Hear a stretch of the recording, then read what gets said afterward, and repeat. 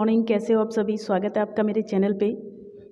और सर्दी बहुत हो रही है, रज़ाई में बैठिए और मज़े से तान के पढ़िए, है ना। कुछ काम नहीं करना है आपको। तो चलिए गाइस, आज का हमारा जो टॉपिक है ना, वो जॉन गाल्सवर्दी का एक वेरी इंपॉर्टेंट प्ले है लॉयल्टी। जिससे पहले मैं आपके साथ और भी प्ले डिस्कस कर चुकी हूँ जो कि काफ़ी इंपॉर्टेंट है एग्ज़ाम की वजह से। उसमें स्ट्राइप मैंने डिस्कस किया, जस्टिस किया और द सिल्वर बॉक्स। ये तीनों ही इंपॉर्टेंट है। इसमें से कैरेक्टर आते हैं, इनकी थीम्स पूछी जाती है और काफ़ी क्वेश्चन इनमें से मिलते हैं आपको। लॉयल्टीज़ भी एक बहुत ही बेहतरीन प्ले है इनका, इसकी स्टोरी बहुत अच्छी है। तो चलिए शुरू करते हैं हमारा ये टॉपिक। इससे पहले अगर आप नए हैं चैनल पे तो आपसे रिक्वेस्ट है, प्लीज़ सब्सक्राइब करिए चैनल को और लाइक कर दीजिए वीडियो को और शेयर करिए अपने फ्रेंड्स को। बेल आइकन भी प्रेस करें ताकि सारी वीडियोज़ टाइम से आपके पास पहुँच पाएँ।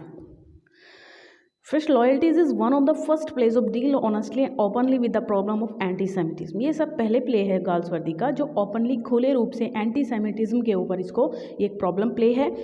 जैसा कि आप जानते ही हो कि जो गाल्सवर्दी थे वो सोशल प्रॉब्लम्स पे ही अपने प्ले या नॉवल लिखा करते थे। तो ये भी सोशल प्रॉब्लम पे एंटी-सेमिटिज्म, जो पूर्वाग्रह से ग्रसित व्यक्ति होते हैं, एंटी उसका जो विरोधी होता है, तो इस टाइप से यहाँ पे बात करनी है हमें। Galsworthy take such pains to deal fairly with both sides of the question के दोनों ही साइड्स को यहाँ पे अच्छे से समझाने की कोशिश कर रहे हैं Galsworthy. However that he comes close to destroying his own thesis, है ना। कभी कभार वो यहाँ पे अपने खुद के थेसिस को डिस्ट्रॉय करने तक भी आ जाते हैं। The most completely drawn character is probably captain Dancy. Captain Dancy के ऊपर ये पूरी स्टोरी है।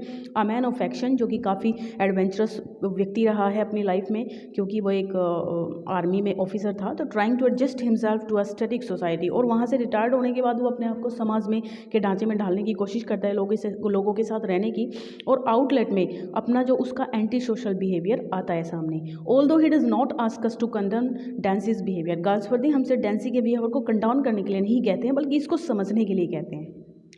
तो चलिए शुरू करें। Having retired from his majesty service, अपनी मैजेस्टी सर्विस से रिटायर होने के बाद young captain Ronald Dancy DSO was at loose ends.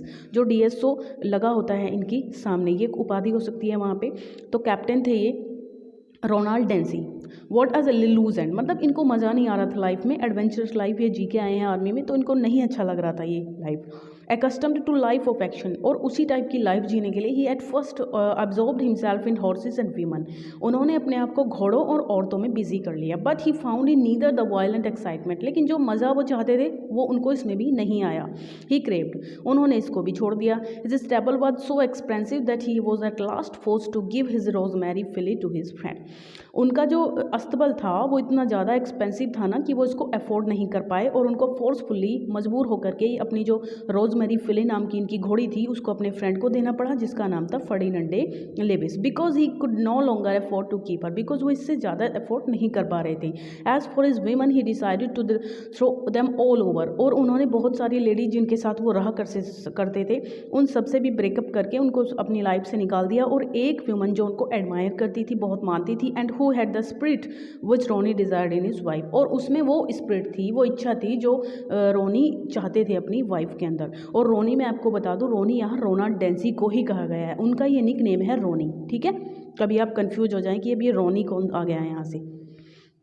In spite of the fact he was obviously penniless, ये फैक्ट जानते हुए भी कि वो पूरे तरीके से पैनीलेस है।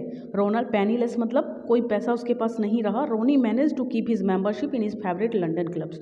फेवरेट जो लंदन क्लब्स थे उनमें किसी तरीके से रोनी मेंबरशिप थी वो जारी कर रखी थी।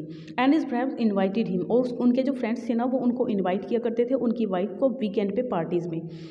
एट मेल्डन कोर्ट में the home of his old friend, उनके एक पुराने मित्र का घर था जिसका नाम था Charles Winsor. Ronny discovered that De Levis had sold for 1,000 pounds the horse Ronny had given him, और वहाँ पे रोनी को पता चलता है कि जो De Levis, Ferdinand De Levis को उसने अपनी घोड़ी दी थी, उसने उसको बेच करके 1,000 कमा लिए, क्योंकि वो एक ज्यू था, जीविस उसकी जो ज्यू था, तो जीविश पर्सन था, उसका काम ही यही था मुनाफा कमाना।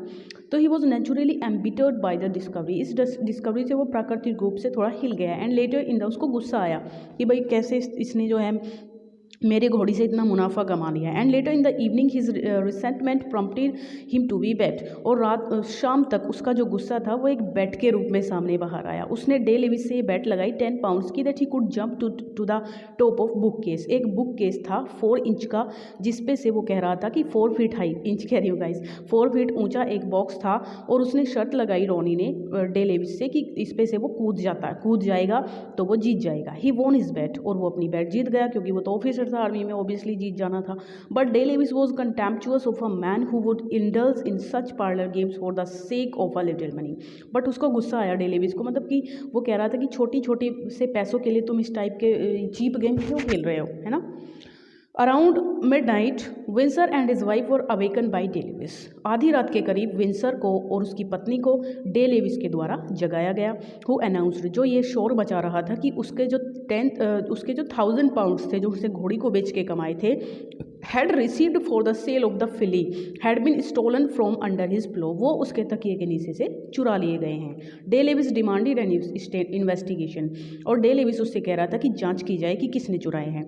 The Winsors were reluctant to incriminate either their servants of their guest. जो विंसर थे ना, उनको बुरा लग रहा था कि वो किसे कहें, मतलब अपने रिलेशंस में रिलेटिव्स वहाँ पे आए हुए थे या जो सर्वेंट्स थे उनको, गेस्ट को वो कैसे कहें, मतलब जांच के लिए वो उनको बुरा फील हो रहा था। But at the insistence of De Levis, लेकिन जब डे लेविस ने इंसिस्ट किया तो De Levis the police were called, police को वहाँ पे बुला लिया गया। Ronny's friends immediately arrayed themselves against De Levis for his tactlessness in handling the matter. जो फ्रेंड्स इमीडिएटली अरेड, रोनी के मित्र ने इमीडिएटली इस मामले को अगेंस्ट डे लेविस के अगेंस्ट उससे मतलब बात करने की कोशिश की, कि भाई ऐसे ही मामला सुलझा लो, पुलिस की क्या ज़रूरत है। तो he instantly interpreted their attitude as the result of prejudice, लेकिन वो कह रहा था कि ये मेरे सम्मान का मामला है और मैं ऐसे नहीं मानूंगा, बिकॉज ही वॉज अ ज्यू, क्योंकि वो तो एक ज्यू था। And Ronny substantiated his conclusion by taunting De Levis with his race, और वहाँ पे क्या हो रहा था, जो रोनी था वो इस बात पे पहुँच गया, वो मार रहा है डे लेविस को कि तुम उसकी जाति के ऊपर, है ना, उसकी जाति धर्म के ऊपर टॉन्ट मार रहा कि तुम तो एक जेविश हो, तुम्हारा तो यही काम है बाल की खाल निकालना, मुनाफा कमाना, है ना। टू बी फेयर, यद्यपि वो फेयर होने की कोशिश कर रहा था जो डे लेविस था, Ronny's friend had to admit, तो रोनी के फ्रेंड को एडमिट करना पड़ा that De Levis had behaved badly, कि जो उसका जो बिहेव है वो बैडली है, डे लेविस ने बुरे तरीके से व्यवहार किया है। सब लोगों ने वहाँ पे मान लिया कि हाँ ये गलत है इस तरीके से इल्ज़ाम लगाना। एंड द सडनली, और अचानक से रिमेंबर्ड, उसको याद आया, उनको सबको याद आया कि his father had sold carpets wholesale in the city, कि उसके जो पिता थे वो सिटी में क्या बेचा करते थे, कारपेट बेचा करते थे। ये बात भी वहाँ पे सब लोगों को में फैल गई। तो ये चीज़ें उसके पास्ट की थी जो डे लेविस था। चलिए आगे चलते हैं। आफ्टर ऑल इस सब के बाद De Levis was a little too pushing, उसको थोड़ा पुश हुआ, वो उसको गुस्सा आया इन चीज़ों पे। In spite of his money he did not exactly belong to the Mayfair and country set. चले, De Levis carried in to the club to which both men managed the and enmity aroused by Ronny's insult to his race. De Levis carried in to the club, तब उसके इस incident के बाद रोनी की और De Levis की मुलाकात एक क्लब में हुई, जो उनके जो फ्रेंड थे वो मैनेज करते थे। एंड वहाँ पे भी उसकी रेस को लेकर जो मजाक बनाया किसने, रोनी ने। And he openly accused Ronny of the theft, और फिर उसने भी एक मतलब रोनी को थीफ ठहराया, चोर ठहराया कि तुम ही ने मेरे पैसे चुराए हैं, इस टाइप से दोनों की बहस होने लग गई। Ronny immediately challenged him a duel, Ronny ने उसको एकदम से वहाँ पे ड्यूअल के लिए, द्वंद्व युद्ध कहते हैं ड्यूअल को, दो लोगों का जो युद्ध होता है उसके लिए उसको चैलेंज किया। But since such barbaric customs were no longer tolerated among gentleman, लेकिन वहाँ पे सब लोग जेंटलमैन थे, उन सब ने इस टाइप की बातों को, भद्दी बातों को वहाँ पे रोक दिया, और इस टाइप से De Levis was saved, De Levis की जान बच गई। क्यों बच गई? बिकॉज रोनी तो जीत ही जाता, भाई वो एडवेंचरस व्यक्ति था, आर्मी में था। Ronny urged his wife Mabel to go with him to Nairobi. इसके बाद क्या होता है, रोनी ने अपनी वाइफ से कहा कि चलो हम यहाँ से नैरोबी चलते हैं। But she believing in her husband's innocence, लेकिन उसको पूरी इनोसेंस पे भरोसा था अपने हस्बैंड की, इसलिए उसने कहा कि बेग्ड हिम टू रिमेन, यहीं रहकर अपनी इज्जत को बचाते हैं, अपने नाम को बचाते हैं, जब आप सही हैं तो हम कहीं नहीं जाएंगे। Realising that to do otherwise would be an admission of guilt, क्योंकि ये रियलाइज़ करते हुए कि अगर वो वहाँ से भागा तो वाकई में वो गिल्टी साबित हो जाएगा। तो रोनी कंसल्टेड अ लॉयर, रोनी ने एक लॉयर कंसल्ट कर लिया and entered a suit against De Levis, और डेलेविस के खिलाफ मानहानि का, डिफामेशन ऑफ कैरेक्टर, मानहानि का वहाँ पे मुकदमा दायर कर दिया। However, the lawyer selected to defend Ronny's case, जब वहाँ पे जो लॉयर था उसने रोनी के केस को डिफेंड करने की कोशिश की, वॉज द वर्स्ट चॉइस, लेकिन ये उसके लिए गलत चॉइस थी। बिकॉज हमने पहले क्योंकि जो आगे है वो रोनी ही यहाँ पे विक्टिम है, उसी ने पैसे चुराए हैं, तो ये यहाँ पे उसके लिए गलत चॉइस हो गई लॉयर के लिए, क्योंकि वो man in Ronny's position could possibly have made old Jacob Twisden. Old Jacob Twisden नाम का एक सीनियर पार्टनर था फर्म का, ट्विस्टन एंड ग्रेविटर की जो फर्म थी, वो the lawyer of the old school, वो एक पुराने ख्यालातों का लॉयर था, who believe that simple justice should take precedence over all loyalties. वो कह रहा था कि जो वो है जस्टिस है वो सभी लॉयल्टीज से ऊपर होना चाहिए, ना इसमें कोई जाति पाति एंट्री करे और ना ही किसी टाइप की किसी की बातें। तो whether they were racial, because वो जातिवादी थे, इकोनॉमिक थे, सोशल थे, पॉलिटिकल और मेयरली पर्सनल, कोई भी प्रॉब्लम जो है वो जस्टिस के बीच में नहीं आनी चाहिए, जस्टिस जो है वो एकदम निष्पक्ष होना चाहिए। In addition to the fact that he had stolen Davis money, और ये तो जानता ही था वो कि भाई डेविस की मनी उसी ने चुराई है। तो Ronny had also withheld from his wife and his friends his relations with an Italian girl before his marriage. यहाँ पे चक्कर क्या था गाइस, उसने पैसे क्यों चुराए थे? तो मेन बात ये थी कि वो उस शादी से पहले उसका जो अफेयर था, है ना, वो अपनी वाइफ को भी ये सब बातें बता देता है बाद में कि जो उसका जो अफेयर था वो एक इटालियन गर्ल के साथ था। देखते हैं आगे, यहीं पे पढ़ेंगे इस चीज़ को। And his friends relations with an Italian girl before his marriage, कि उसका संबंध था एक लड़की से शादी से पहले। तो उसका जो जिसका फादर था the girls father a wine dealer named records, उसके फादर का नाम रिकार्डस था जो एक वाइन डीलर था। हैड थ्रेटन टू इन्फॉर्म रोनीज, और उसने रोनी को धमकी दे रखी थी कि अगर तुमने मुझे रोनीज वाइफ ऑफ द रिलेशनशिप, अगर तुमने मुझे पैसे नहीं दिए तो मैं क्या करूँगा, मैं तुम्हारी वाइफ को ये सब बातें बता दूंगा। तो आउट ऑफ फियर, डर की वजह से Ronny had been prompted to make a daring jump from his room, इसी डर की वजह से कि वो क्या करे, तो रोनी ने जंप लगा दिया डेलेविस के रूम में वो पैसे पाने के लिए, विद विज टू पे रिकार्डस, ताकि वो रिकार्डस को पैसे दे सके और अपना पीछा छुड़ा सके। The stolen notes were eventually identified as having passed through these different hands. Okay, तो when Twisden learned the true circumstances, जब ट्विस्टन को ये सारी चीज़ें पता चली, on which the case, है ना, जो लॉयर था, तो जब उसको ये सारी बातें पता चली तो he was defending her best, तो उसने उसको बचाव का रास्ता बताया रोनी को कि he advised Ronny to drop the suit, तो उसने कहा कि देखो तुम मुकदमा ड्रॉप कर लो and leave the country as soon as possible, और क्योंकि तुम जीतोगे नहीं, तुम विक्टिम हो, तो जितनी जल्दी हो सके ये शहर छोड़कर चले जाओ। In that proposal he was seconded by Ronny's own superior officer, और उसके एक सुपीरियर ऑफिसर ने भी उसकी मदद की इस काम में कि तुम यहाँ से जाओ, हम तुम्हारी मदद करते हैं। तो जनरल कैनिज, क्या नाम था उसका, general Canynge, who offered Ronny away, जिसने एक रास्ता सुझाया रोनी को इस तीन चीज़ों से बचने का।